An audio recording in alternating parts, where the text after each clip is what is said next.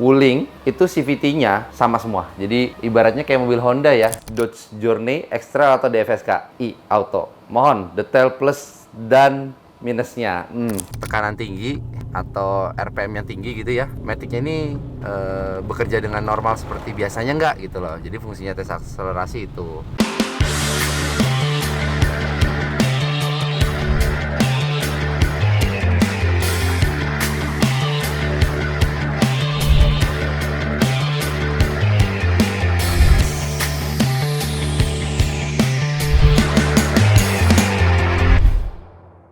Salam sejahtera semuanya, kembali lagi di channel YouTube Domo Transmisi bersama gue Arya. Jadi video kali ini gue ingin mengulas nih satu unit mobil HR-V.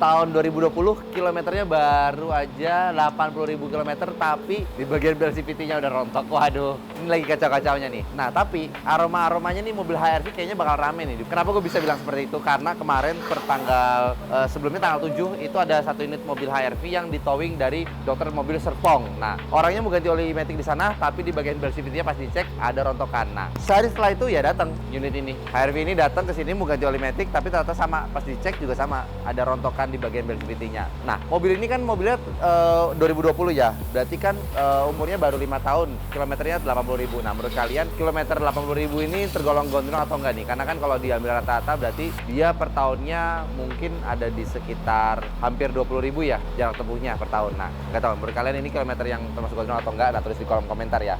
Nah, tapi sebelum gue mau masuk ke pengerjaan mobil ini, gue pengen ngulas dulu nih mobil-mobil apa aja yang ada di bengkel ini. Nah, pertama ada mobil HR-V yang seperti biasa ya kan. Terus ada juga ini mobil Mazda lagi perawatan di bagian mesin, tune up. Nah, terus ada mobil Jazz yang lagi pengerjaan bocor-bocor, ada itu mobil Pajero sama dia juga lagi overhaul mesin sama ya gitu aja.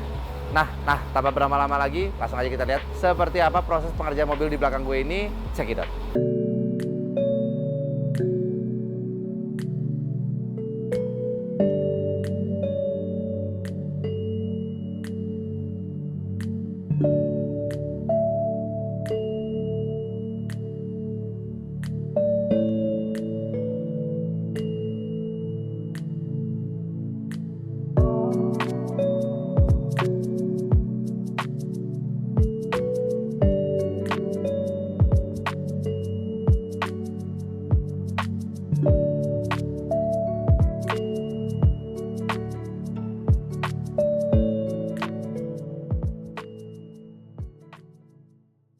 Oke teman-teman, jadi selagi kita melihat proses overall dari mobil HR-V ini, gue pengen sedikit distract. Jadi ada dua pertanyaan titipan untuk obsesi. Jadi biasanya kita untuk video-video obsesi kita ada segmen khususnya, yaitu di hashtag obsesi. Tapi karena ini lagi ada dua titipan pertanyaan khusus, jadi untuk video overall kali ini gue akan bakal selipin dua pertanyaan. Nah, jadi untuk pertanyaan pertama ada dari @awansan88 hashtag obsesi. Untuk Wuling Cortez CVT, apakah sama problemnya dengan Wuling Alma CVT? Kemudian jika dipasang cooler tambahan biayanya berapa? Nah, jadi buat teman-teman yang belum tahu nih, untuk mobil Wuling itu CVT-nya sama semua. Jadi ibaratnya kayak mobil Honda ya, dipakai di HR-V, Mobilio, Brio, Jazz, City Hatchback itu sama semua. Sama juga yang kayak turbo, CR-V turbo, Civic turbo, semua rata-rata CVT-nya sama. Wuling juga sama. Kenapa? Karena kalau dibeda-bedain biasa cost produksinya pasti bakal lebih mahal ya. Jadi Wuling juga sama. Nah, masalahnya apa aja? Sama, bunyi ya kan, ngelos, nggak ada tenaganya. Nah, terus kemudian kalau mau dipasang cooler tambahan biayanya apa? Sekitar berapa? Nah, kalau buat gue sih kayaknya nggak usah lah ya, karena kayaknya sebenarnya masalah Wuling itu bukan di pendinginan si matic-nya itu. Kalau gue lihat sih masalah si CVT-nya itu karena memang part di bagian dalamnya ini usianya nggak bisa selama Toyota sama Honda lah, karena memang mobilnya kan rata-rata 5 tahun baik yang udah bermasalah tuh. Jadi kayaknya nggak usah dipasang cooler. Tapi kalau memang masih mau dipasang cooler, untuk biayanya tanya aja admin. Untuk pertanyaan keduanya, hashtag obsesi. Halo Ko Freddy dan Kang Arya, mau tanya lebih baik beli Captiva, Dodge Journey, Extrail atau DFSK i Auto? Mohon detail plus dan minusnya. Ini sebenarnya mobil-mobil yang gue kurang suka semua ini. Captiva gue nggak suka, Dodge Journey gue nggak suka, Extrail oke lah ya. Kalau T30 mungkin gue masih mau beli lah. Terus DFSK, apalagi gue makin gak suka sama itu mobil. Udah spare partnya nggak jelas ya kan, service centernya juga di mana, bingung gitu loh. Jadi kalau gue sih di antara Captiva, Dodge Journey sama DFSK, kelemahannya spare partnya, terus service centernya, terus sama problem mobilnya gue nggak suka. Tapi kalau X-Trail, kelebihannya spare partnya masih banyak ya, spare partnya masih banyak. Terus seandainya memang beli T32, spare part masih ada cuma mahal. X-Trail sih mobilnya enak-enak. Oke, itu 2 pertanyaan titipan. Kita lanjut lagi proses overhaulnya.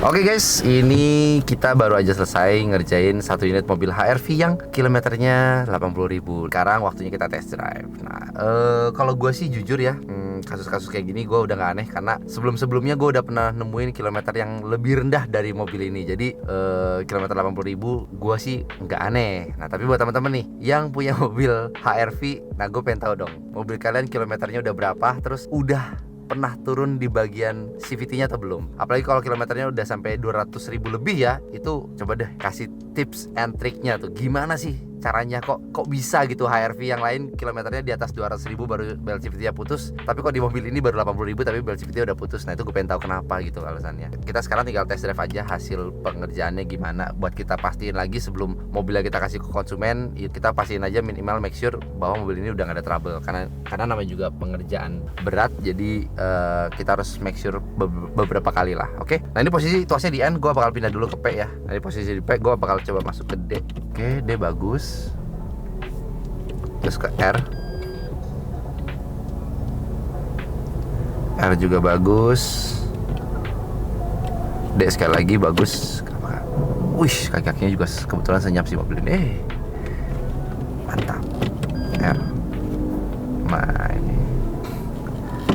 Oke, ini PRND-nya nggak ada masalah, berarti kita sekarang tinggal tes drive aja. Ini gue mau keluar kebetulan lagi susah ya, karena ada Alphard baru di towing ya kan, terus ada Vios juga baru di towing. Ini kayaknya musim-musim liburan, kayaknya musim-musim mobil penyakitan juga kali ya. Jadi masalah-masalah mobil baik yang keluar sebelum liburan, tapi ya nggak apa-apa lah. Mending kayak gitu sih. Jadi sebelum pergi liburan itu ada baiknya mobil servis dulu. Kalau memang ada trouble ya, kalau bisa trouble-nya keluar sebelum pergi liburan gitu kan, karena kalau ketika trouble-nya keluar saat lagi liburan itu lebih repot, apalagi mobilnya sampai di towing. Oke guys, kita udah tes ya tadi untuk maju mundurnya. Nah, sekarang gue mau tes untuk di bagian tanjakan. Nah, jadi gue pengen pastiin mobil ini ketika ketemu tanjakan itu mobilnya bisa nanjak gitu kan. Jangan sampai udah overhaul tahu-tahu ketemu tanjakan malah jadi takut gitu, nggak bisa nanjak ya kan, sayang gitu kan. Nah, ini kebetulan kita ada satu tanjakan yang cukup curam, tapi ini nggak curam-curam banget kayak tanjakan-tanjakan yang di Jawa Timur lah ya. Ini tanjakannya paling setanjakan-tanjakan di mall lah. Udah ada di lokasi, kita mundurkan dulu.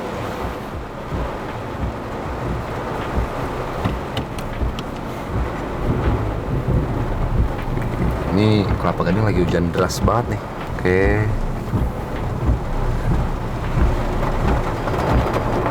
Oke, sip. Oke, ini posisi R ya. Masukin N, kode, lepasan kaki. Oke, nahan bagus. Oke, tanyakan, naik sekali. Coba lagi. R lagi.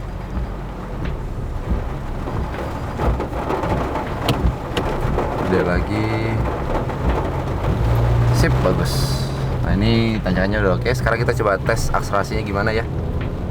Ini karena kondisi lagi hujan, jadi kita harus sedikit berhati-hati, nggak bisa terlalu ngebut-ngebut juga. Yang penting kita udah pastiin aja lah, kalau kita kasih akselerasi atau kickdown itu maticnya bisa mengikuti tenaga dari mesin. Karena biasanya jadi fungsinya akselerasi itu bukan buat kita tes becek-becek guys, jadi bukan kita mau pakai mobilnya buat balapan ya, tapi sebenarnya lebih ke kita nguji aja nih si matic ini ketika dikasih tekanan tinggi atau RPM yang tinggi gitu ya, maticnya ini bekerja dengan normal seperti biasanya nggak gitu loh. Jadi fungsinya tes akselerasi itu bukannya kita pakai buat mobilnya jadi wah akselerasinya bagus, dari tes nggak ada masalah berarti abis itu mobilnya udah boleh dibawa kebut-kebutan, yang nggak juga gitu. Karena kan memang basicnya mobil CVT itu dipakai untuk di daerah perkotaan ya. Nah terus ini untuk hasil test drive-nya gue udah nggak ada masalah, gue udah nilai mobil ini gue anggap udah cukup enak. Nah ini kebetulan paling ada jalanan kosong nih, enak nih, bisa kita kasih sedikit akselerasi buat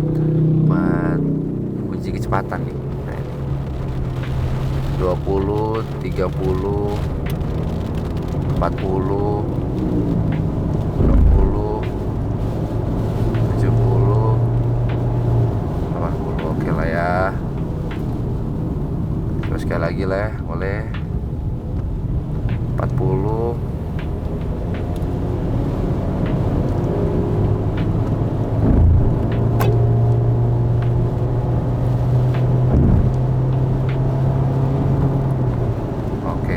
Enak ya, gak ada masalah buat akselerasinya. Oke lah, berarti kita udah tes mobil ini semuanya ya, dari maju mundur, PRND, tanjakan, akselerasi. Mobil ini udah gak ada masalah, berarti sudah siap buat dipakai liburan. Wih, liburan tahun baru nih bentar lagi. Gue gak tahu sih video ini bakal diupload di saat udah liburan atau belum. Cuma video ini dibuat di saat bulan Desember. Oke lah guys, kalau kalian suka dengan video kali ini, jangan lupa like, comment, dan subscribe YouTube Domo Transmisi. Gue jangan lupa untuk follow Instagram dan TikTok kita di Domo Transmisi guys. Nah buat teman-teman juga yang tinggal di area sekitar Jabodetabek, bisa langsung hubungin kita aja kalau misalkan ada masalah matic. Terus buat teman-teman yang tinggal di daerah Bintaro juga kita udah ada ya di Domo Transmisi Bintaro. Terus Bandung kita udah ada di Padalarang. Terus Surabaya kita ada di Jalan Raya Lontar, itu deket Mall Pakuwon. Jadi warga-warga Lontar kalau ada masalah mobil matic bisalah langsung hubungin Domo Transmisi Lontar aja. Oke, paling segitu aja untuk video kali ini. Domo Transmisi, dokternya matic.